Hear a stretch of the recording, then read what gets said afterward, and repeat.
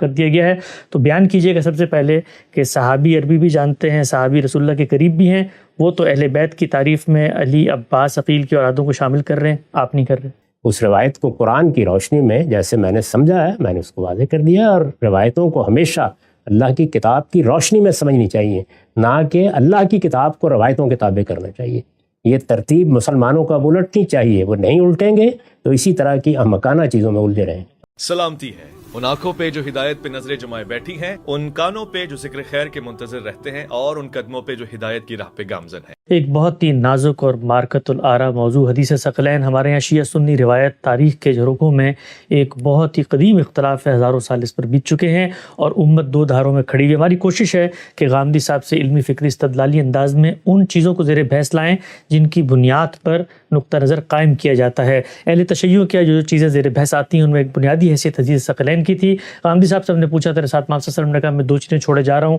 ایک کتاب اور دوسری اطرتی کے الفاظ آتے ہیں۔ اصل حدیث کیا ہے، مفہوم کیا ہے، مراد کیا ہے؟ غام صاحب آپ کی بات سامنے آ گئی تھی، میں کچھ توضیحی باتیں اس پر پوچھ کے آگے بڑھوں گا، اور ایک اور بڑی مارکت الآرا روایت ہے جسے حدیث قصہ کہا جاتا ہے، اور اسی سے استدلال کر کے یہ کہا جاتا ہے کہ سیدنا علی اور اہل بیت کو اللہ کے پیغمبر نے اپنے بعد خلافت سونپ دی تھی، اور آیت تطہیر بھی اسی کے بعد نازل ہوئی ہے۔ یہ بیان کیجیے غام صاحب، حدیث ثقلین پر تو آپ نے نقطہ نظر دو چار کی طرح واضح کیا۔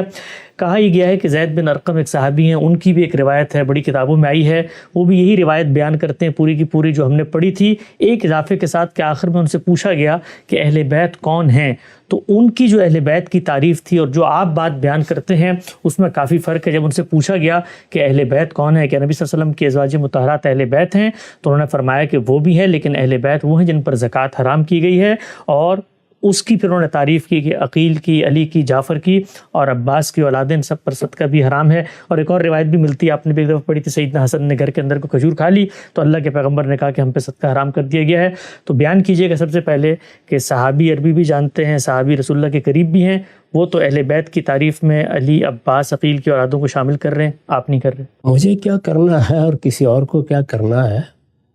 اس کا تعلق میری یا آپ کی ثوابدید سے نہیں ہے، اس کا تعلق قرآن مجید کے فہم سے ہے۔ قرآن مجید کے بارے میں ہم بارہا یہ واضح کر چکے ہیں کہ وہ دین کی برہان قاطع ہے، یہ حیثیت اس کو اللہ تعالیٰ نے دی ہے۔ قرآن مجید نے خود اپنے بارے میں بتایا ہے کہ وہ میزان اور فرقان ہے، اس کو ترازو بنا کر نازل کیا گیا ہے، وہ حق و باطل میں فرق کے لیے ہمیں دیا گیا ہے، اور اس کے بارے میں یہ وضاحت کی گئی ہے کہ یہ قرآن اور اس سے پہلے کی کتابیں بھی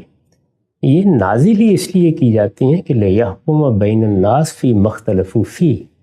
لوگوں میں جو اختلافات ہیں ان کا فیصلہ کر دیں۔ قرآن مجید کو سمجھنے کے لیے یہ بات بھی بارہا بتائی جا چکی ہے کہ تین ہی مراحل سے آپ کو گزرنا ہوتا ہے۔ ایک یہ کہ آپ عربیت کے لحاظ سے لفظ کے معنی جان لیں، ایک لفظ استعمال ہوا ہے، عربی زبان کا لفظ ہے، وہ کس کس معنی میں مستعمل ہے، اس کو آپ معلوم کر لیں۔ اس کے بعد آپ اس جملے میں قرآن نے اسے استعمال کیا ہے، ایک جگہ کیا ہے، دو جگہ کیا ہے، یا اس سے زیادہ کیا ہے، اس کی تالیف میں رکھ کے اس کو دیکھیں کہ وہاں اس جملے نے اس میں کوئی تخصیص تو پیدا نہیں کر دی، کوئی تعمیم پر دلالت کرنے والی چیز تو نہیں ہے، اس کے معنی میں کوئی توسیع تو نہیں ہو رہی اس سے۔ یہ سب چیزیں جملے کے لحاظ سے دیکھیں، اور آخر میں سیاق و سباق، یعنی وہ جملہ کہاں آیا ہے، کس سے آپ میں نے بڑی تفصیل کے ساتھ یہ بتایا تھا کہ عربی زبان میں اہل بیت کا لفظ کس کے لیے استعمال ہوتا ہے، گھر والوں کے لیے استعمال ہوتا ہے، اس میں سب سے پہلے بیویاں ہیں۔ یہ ہماری اردو میں جیسے بولا جاتا ہے گھر والے، ویسے ہی لفظ اہل بیت میں پورا خاندان کیسے ہو سکتا ہے، تو لفظ بیت ہی اس سے اباح کر رہا، یعنی جو لفظ آپ استعمال کریں گے اس لفظ کی ایک مجازی توضیح بھی ہوتی ہے، جس کو میں نے کئی مرتبہ واضح کیا ہے کہ یہ ہو سکتا ہے کہ میرے پوتے پوتیاں بھی میرے گھر میں آئے ہوئے ہوں، نواسے نواسیاں بھی، تو میں یہ کہوں کہ یہ میرے گھر والے ہی ہیں، یا کوئی مجھے بلائے اور یہ کہے کہ گھر والوں کو لے کے آئیے تو ان کو بھی شامل سمجھا جائے۔ یہ توسیع مفہوم یہاں تک تو داخل کیا جا سکتا ہے اس لیے کہ وہ اس گھر سے نکلے ہیں، اس گھر میں ان کی پیدائش ہوئی یا ان کے والدین کی پیدائش ہوئی ہے، تو اس توسیع کو پیش نظر رکھ کے شامل کر لیں۔ لیکن یہ کہ گھر والے اصلاً کون ہیں؟ آپ کی بیویاں، آپ کے بچے جو آپ کے پاس گھر میں رہتے ہیں، انہی کو کہا جاتا ہے۔ نہ اردو زبان میں اس کو اس سے آگے لے جایا جا سکتا ہے، نہ عربی زبان میں اس سے آگے لے جایا جا سکتا ہے۔ اس لفظ کو قرآن نے دوسرے مقامات پر استعمال کر کے بتا دیا ہے کہ اس کے حدود کیا ہے۔ اس میں تذکیر، تانیث، واحد، جمع کی کوئی رعایت ملحوظ نہیں رکھی جاتی۔ ایک بیوی گھر میں ہے اس کے لیے بھی استعمال ہوگا، ہم بھی کرتے ہیں۔ یعنی اگر کوئی آدمی آپ کو دعوت پہ بلائے اور کہے گھر والوں کو لے کے آئیے، تو یہاں یہ بحث نہیں ہوتی کہ گھر والوں کہا گیا ہے، جمع ہے، مذکر ہے، نہیں، وہ بیوی کو کہا جاتا ہے۔ اس کا تعلق زبان کے عرف استعمال سے، عربی زبان میں بھی ایسے ہی ہے۔ تو اس وجہ سے جو اس روایت میں لوگوں کو شامل کیا گیا ہے وہ ظاہر ہے ایک راوی کا بیان ہے۔ نہیں کہا جا سکتا کہ خود زید بن ارقم کی طرف بھی اس کی نسبت کی کیا صورتحال ہے۔ اس طرح کی روایتوں میں کیسے چیزیں اضافہ کر دی جاتی ہیں، لیکن ہم تو سب سے پہلے قرآن مجید میں اگر ایک لفظ استعمال ہوا ہے تو عربیت کی روح سے دیکھیں گے۔ تو میں نے عرض کر دیا کہ اہل بیت کا لفظ جہاں بھی عربی میں آئے گا، گھر والے کا لفظ جہاں بھی اردو زبان میں بولا جائے گا، سب سے پہلے اس میں بیویاں ہوں گی، بچے ہوں گے۔ اس کے بعد توسیعاً بھی آپ کی اگلی نسلوں کے لیے اس کو بول سکتے ہیں، کیونکہ وہ اس گھر سے نکلی ہوئی ہوتی۔ اس سے زیادہ آگے اس کو نہیں بڑھایا جا سکتا۔ آل کا لفظ تو پورے خاندان کے لیے بولا جا سکتا ہے، لیکن اہل بیت یہ گھر والے ہیں،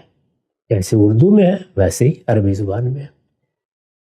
میں نے عرض کیا تھا کہ اس کے بعد یعنی لفظ کے بعد ہی ہم نے جان لیے، اب یہ لفظ قرآن مجید میں استعمال ہوا ہے، کسی لغت میں تو لکھا ہوا نہیں ہے، وہاں ایک سورہ میں استعمال ہوا ہے، آیا تطہیر بھی اس سورہ میں ہے، اس کو آپ پڑھیے، سادہ ترجمہ پڑھ جائیے۔ پوری سورہ میں موضوع ہی رسول اللہ کی ازواج ہے، یعنی منافقین نے رسول اللہ کے گھر کو ہدف بنا لیا۔ وہ چاہتے ہیں کہ باقی حملے تو کامیاب نہیں ہوئے، اب کوئی اخلاقی نوعیت کی بات پیدا کر کے، کوئی اسکینڈل پیدا کر کے رسول اللہ کی شخصیت کو مجروح کیا جائے۔ یہ ساری بات سورہ میں زیر بحث ہے۔ اس میں ازواج مطہرات کو براہ راست خطاب کیا گیا ہے اور ازواج النبی کہہ کے خطاب کیا گیا ہے، اور ان سے کہا گیا ہے کہ اب ایسی نازک صورتحال پیدا ہو گئی ہے کہ اس میں آپ فیصلہ کریں کہ آپ کو اس گھر میں رہنا ہے یا نہیں رہنا۔ رہنا ہے تو اس کے لیے یہ پابندیاں ہیں، یہ آداب ہیں، ان کی میں اس سے پہلے وضاحت کر چکا ہوں۔ اس میں پھر یہ بتایا گیا ہے کہ اللہ تعالیٰ یہ چاہتے ہیں کہ تم ان پابندیوں کا لحاظ کرو، پوری طرح متنبہ رہو۔ یہ لوگ جو غلط چیزیں، جو اخلاقی نجاست تم پر تھوپنا چاہتے ہیں، یہ منافقین، اللہ ان سے تمہیں پاک رکھنا چاہتا ہے۔ یہ ہے پوری بات۔ یہ مضمون جو میں نے آخر میں بیان کیا، یہی آیا تطہیر کا مضمون ہے، یطہرکم تطہیرا۔ اللہ ہر لحاظ سے ان کی تہمتوں سے تمہیں پاک رکھنا چاہتا ہے۔ اس میں کوئی گنجائش ہی نہیں ہے کہ رسالت مآب صلی اللہ علیہ وسلم کی ازواج مطہرات کے سوا کسی کی طرف دھیان بھی جائے آدمی کا۔ قرآن مجید اتنا واضح ہے، اتنا مبرہن ہے کہ آدمی اس کے علاوہ کچھ سوچ بھی نہیں سکتا۔ یہ قرآن کا بیان ہے، یہ میں نے واضح کر دیا۔ اس کے واضح کر دینے کے بعد اب کیا ایک مجہول سی روایت کی بنیاد پر قرآن کو منسوخ کر دیا جائے، قرآن میں ترمیم کر دی جائے؟ اچھا، یہ روایت تو جیسی کچھ بھی ہے، اگر کوئی بخاری اور مسلم کی روایت بھی ہو، میں یہ کہتا ہوں اس سے بھی آگے بڑھ کر کوئی روایت آ جائے، کیا وہ قرآن مجید پر اثر انداز ہو سکتی ہے؟ نہیں ہو سکتی۔ تو قرآن مجید میں نہ اس کی کوئی گنجائش ہے کہ اہل بیت کا مصداق کسی اور کو قرار دیا جائے، نہ قرآن مجید میں اس کی گنجائش ہے کہ جو کچھ کہا جا رہا ہے اس میں کسی اور کو شامل کیا جائے۔ وہاں صرف رسول اللہ کی بیویاں زیر بحث ہیں، آپ کی ازواج زیر بحث ہیں۔ یہ بات قرآن مجید کے ہر طالب علم پر آخری درجے میں واضح ہو جاتی ہے۔ بس ایک ہی شرط ہے، اور وہ یہ کہ وہ قرآن کی بارگاہ میں جاتے وقت اپنے تعصبات، اپنے جذبات اور اپنی معلومات کو باہر رکھ جائے۔ قرآن کے سامنے جائے اور قرآن کے سامنے سر جھکا کر جائے، قرآن سے پوچھے وہ کیا کہہ رہا ہے۔ یہ میں نے پوری طرح واضح کر دیا تھا اور بتا دیا تھا۔ اس وجہ سے جو کچھ اس روایت میں بیان کیا گیا ہے وہ عربیت کے بھی خلاف ہے، اور قرآن مجید اس کو قبول بھی نہیں کرتا۔ قرآن میں جو بات کہی گئی ہے اس میں اس توسیع کی بھی کوئی گنجائش نہیں ہے جو زبان کی روح سے ہو سکتی ہے، اس لیے کہ وہاں سیاق و سباق نے بالکل متعین کر دیا ہے کہ زیر بحث ہی ازواج النبی ہیں، رسول اللہ صلی اللہ علیہ وسلم کی ازواج مطہرات، اس کے سوا کوئی اور معنی لینے کی کوئی گنجائش نہیں۔ نقطہ بالکل واضح ہو گیا۔ غام صاحب، زید بن ارقم کی روایت پہ غام صاحب کا تبصرہ سامنے آیا، سلسلہ گفتگو آگے بڑھاتے ہیں۔ ایک اور روایت ہے، حدیث قصہ اس کو کہا جاتا ہے، اوڑھنی یعنی چادر والی روایت، جس میں رسالت مآب صلی اللہ علیہ وسلم نے کچھ اقدامات کیے ہیں۔ روایت میں بھی پڑھ کے سناؤں گا۔ اس روایت کی سندی بحث میں تو بہت اختلافات ہیں، اہل سنت اس کو تسلیم نہیں کرتے، اس کی سند پر بہت اشکالات ہیں، اضطرابات ہیں، اس کے راویوں پہ بہت جرح نقد کیا گیا ہے، لیکن اہل تشیع کیا وہ ہے، کچھ حدیث کی کتابوں میں بھی آ گئی ہے۔ سند کی بحث سے قطع نظر جو نفس مضمون ہے اس پر غامدی صاحب قرآن کی روشنی میں کیا تبصرہ کرتے ہیں۔ روایت میرے سامنے فرمایا، سیدہ عائشہ کی بیان کرتی ہیں کہ ایک دن نبی کریم صلی اللہ علیہ وسلم نے سیاہ کڑھائی والی چادر اوڑھ رکھی تھی، چنانچہ حضرت حسن رضی اللہ تعالیٰ عنہ آئے تو آپ نے انہیں اس میں داخل کیا، اور پھر حسین رضی اللہ تعالیٰ عنہ آئے تو آپ نے انہیں بھی اس میں داخل کیا، پھر سیدہ فاطمہ آئیں تو آپ نے انہیں بھی داخل کر لیا، اور حضرت علی آئے تو انہیں بھی اندر داخل کر لیا۔ اس کے بعد فرمایا کہ اے اہل بیت، اللہ تعالیٰ تم سے ناپاکی کو دور کر کے اچھی طرح پاک کرنا چاہتا ہے، یطہرکم تطہیرا۔ وہی آیت آپ صلی اللہ علیہ وسلم نے پڑھی۔ اسی روایت سے ملتے جلتے الفاظ ام سلمہ کی بھی ایک روایت میں آئے ہیں، اس میں کچھ زیادہ تفصیل ہے۔ اس تفصیل کے مطابق باقاعدہ رسول اللہ صلی اللہ علیہ وسلم نے بلاوا دیا ہے اور پھر ان حضرات کو بلایا ہے اور پھر چادر میں شامل کیا ہے، اور ام سلمہ جو خود ازواج مطہرات ہیں جب چادر میں شامل ہونا چاہیں تو ان کو شامل نہیں کیا گیا، بلکہ کہا گیا کہ تم تو آلریڈی اس میں ہو۔ ان سے بھی استدلال کر کے کہا جاتا ہے کہ آیت تطہیر نازل ہی اس وقت ہوئی جس وقت رسالت مآب صلی اللہ علیہ وسلم نے اپنی بیٹی، اپنے داماد اور اپنے نواسوں کو اس میں شامل کیا، اور اہل بیت کی آیت اس وقت پڑھی جس وقت کہ یہ لوگ وہاں پہ موجود تھے۔ میں بھی تبصرہ نہیں کرتا اس پر، مجھے معلوم ہے کہ اس روایت میں کیا کیل و کال ہے، اس کی سندوں پر کیا بحث کی گئی ہے، چھوڑ دیجئے اس کو، تھوڑی دیر کے لیے مان لیجئے۔ تو اتنی بات اس کے بارے میں کہنی چاہیے کہ کسی موقع پر محبت کے جذبات کے ساتھ حضور نے اپنے بچوں کو اپنی چادر میں لیا، بیٹی ہے آپ کی، یہ تو گھر والے ہوتے ہی ہیں، اور ان کے بارے میں دعا کی کہ جس طریقے سے میری بیویوں کے بارے میں اللہ نے یہ فرمایا ہے کہ وہ ہر اخلاقی نجاست سے ان کو پاک دیکھنا چاہتا ہے، میں ان کے بارے میں بھی یہی خواہش رکھتا ہوں۔ اس میں خواہش کا اظہار کیا گیا ہے، یہ کوئی بری خواہش ہے، اور اس میں لفظ کی توسیع جس حد تک زبان اجازت دیتی ہے، کیا اس سے کوئی تجاوز ہوا ہے؟ تو بس اس کو وہاں رکھیے۔ اس سے ان دو باتوں پر کیا اثر ہوگا، یعنی قرآن مجید میں ازواج مطہرات ہی کے بارے میں جو کچھ کہا گیا ہے، اور حدیث ثقلین میں ازواج مطہرات نے جو کچھ قرآن کے بارے میں کہا ہے اس کی روشنی میں نے بتا دیا تھا پچھلی نشست میں کہ چونکہ آپ کی ازواج مطہرات آپ کے بعد اس امت کی ذمہ داری تھی، ان کو پابند کر دیا گیا تھا کہ وہ نکاح نہیں کر سکتی، وہ اس گھر سے جا نہیں سکتی۔ یہ مسلمانوں کی ذمہ داری تھی کہ ان کے معاملات کو دیکھیں، ان کی حفاظت کریں، ان کی کفالت کا بندوبست کریں۔ اس لیے حضور نے ان کے بارے میں فرمایا کہ اللہ کی کتاب کو ہدایت کے لیے مضبوطی سے تھامے رہو، اور یہ میری بیویاں ہیں، میں ان کو تمہارے لیے چھوڑ کر جا رہا ہوں،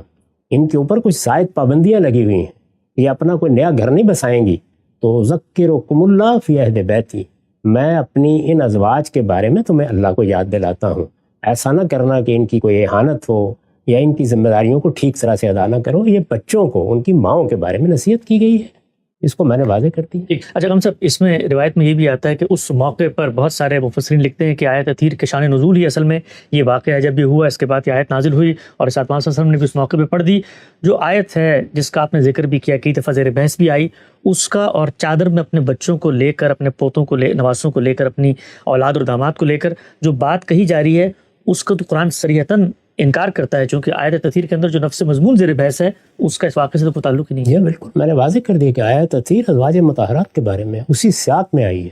جس کا جی چاہے قرآن مجید کو اٹھائے اور اٹھا کر سورہ احزاب کو پڑھ ڈالے، سادہ ترجمہ پڑھ ڈالیے، کوئی اس میں ادنا تردد نہیں رہے گا۔ اس وجہ سے زیادہ بات اس روایت کی بنیاد پر یہ کہی جا سکتی ہے کہ رسول اللہ صلی اللہ علیہ وسلم نے اپنے بچوں کے بارے میں بھی یہ دعا کی یا خواہش ظاہر کی کہ اللہ تعالیٰ ان کو بھی اسی طرح ہر طرح کی اخلاقی نجاستوں سے پاک رکھے۔ یہ بڑی پاکیزہ دعا ہے، اگر آپ نے کی کسی موقع پر اور راوی نے اس کو اس طریقے سے بیان کر دیا ہے تو اس پر کوئی اعتراض نہیں ہوتا، نہ اس کا انکار کرنے کی کوئی وجہ ہے۔ اچھا ہم صاحب آخری سوال اسی روایت کے حوالے سے، جو ایک بہت بڑا استدلال کیا جاتا ہے اس روایت سے کہ جی